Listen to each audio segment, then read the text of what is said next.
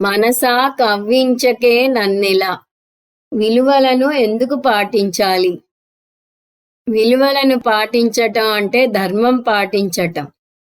ధర్మం యొక్క విలువలు తెలిసి అవి పాటించకపోతే ఒక అపరాధ భావన ఏర్పడుతుంది. కొందరు తొందరపడి మాట తూలుతూ ఉంటారు. ఈ ధర్మం తెలిసిన వారు తర్వాత అయ్యో అన్నానే అని బాధపడతారు. అంటే ఒక అపరాధ భావన ఏర్పడుతుంది. కొందరికి అరకొర జ్ఞానం ఉంటుంది. వీళ్లతో సమస్యలు వస్తాయి. వీళ్ళేమంటారంటే, మీరు బ్రహ్మ సత్యం జగన్మిథ్య అంటారు కదా, నేను అధార్మిక కార్యాలు చేస్తే తప్పేముంది అంటారు. అధార్మికం మిథ్య అయితే ధార్మికం కూడా మిథ్యే.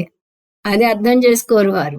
మనం బ్రహ్మ ఎవరు అంటే ధర్మ అధర్మాలకు అతీతంగా ఉన్నది అని చూస్తాం.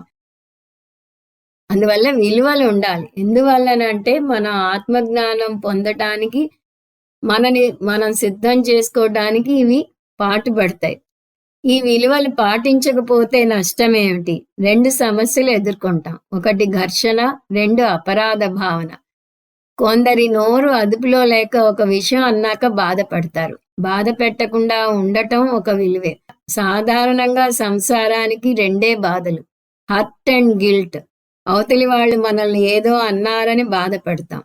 అవతలి వాళ్ళని మనం ఏదన్నా అన్నా అపరాధ భావనతో బాధపడతాం. ఇక్కడ మనం హర్ట్ గురించి మాట్లాడటం లేదు, ఎందుకంటే మనం చేసే దాని గురించి మాట్లాడుతున్నాం కాబట్టి గిల్ట్ గురించే చూద్దాం. గిల్ట్ని కాన్ఫ్లిక్ట్ అని కూడా చెప్పవచ్చు. కాన్ఫ్లిక్ట్ అంటే ఘర్షణ. మన బుద్ధికి మంచి చేయాలని తెలుసు.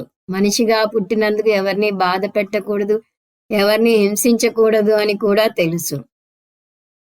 కానీ మనసు మాట వినదు. మనసు చంచలం. ఎలా బయటకు పరుగులు తీద్దామా అని చూస్తుంది. అందువల్ల విలువలు పాటించకపోతే ఈ అపరాధ భావన, ఘర్షణ ఉంటాయి.